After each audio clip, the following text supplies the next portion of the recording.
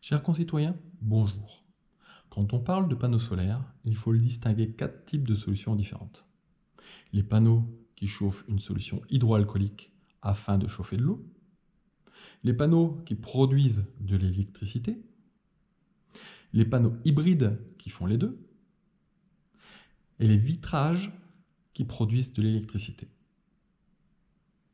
Les panneaux solaires qui chauffent l'eau sont couplés avec des réservoirs d'eau étanches et isolés. Cela permet d'avoir de l'eau chaude pour le sanitaire et pour le chauffage.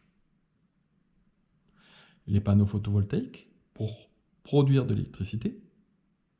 Les panneaux hybrides intègrent ces deux solutions. Il a été découvert récemment qu'en refroidissant des panneaux avec de l'eau, le rendement électrique était nettement amélioré et on pouvait profiter aussi d'eau chaude. Néanmoins, ce produit n'est pas encore tout à fait au point. Les vitrages photovoltaïques se développent sous deux formes. Du vitrage trempé avec de la captation d'énergie solaire et des filtres photovoltaïques à poser sur les fenêtres.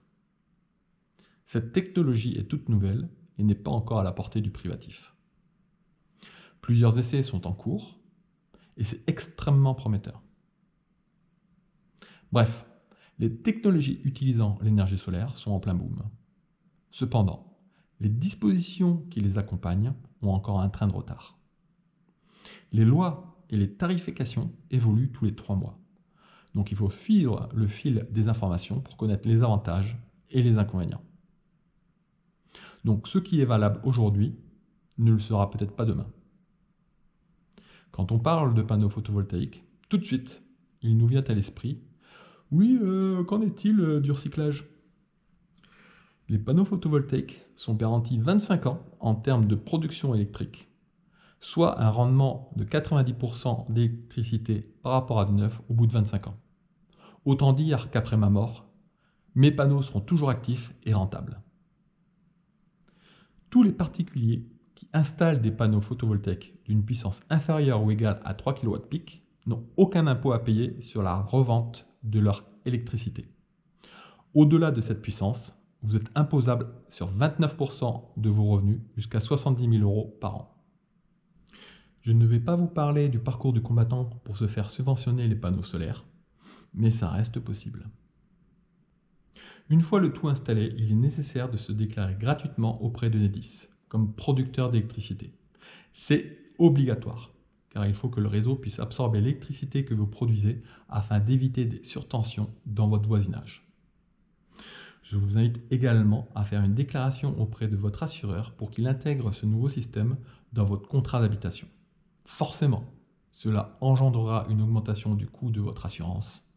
Mais aujourd'hui, personne n'est à l'abri de grêlons qui peuvent venir endommager vos panneaux.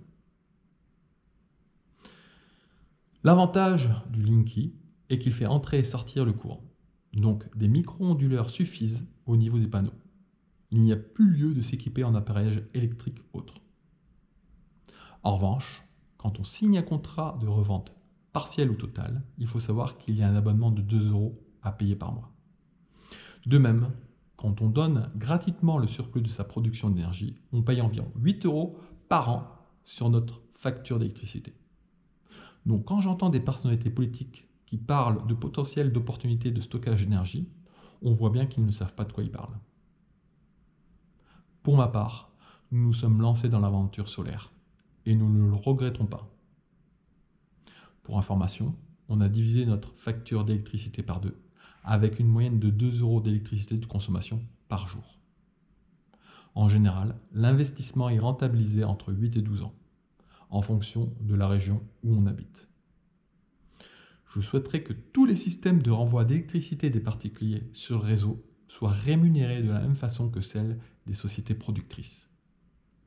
Pourquoi y a-t-il 2 poids, 2 mesures ?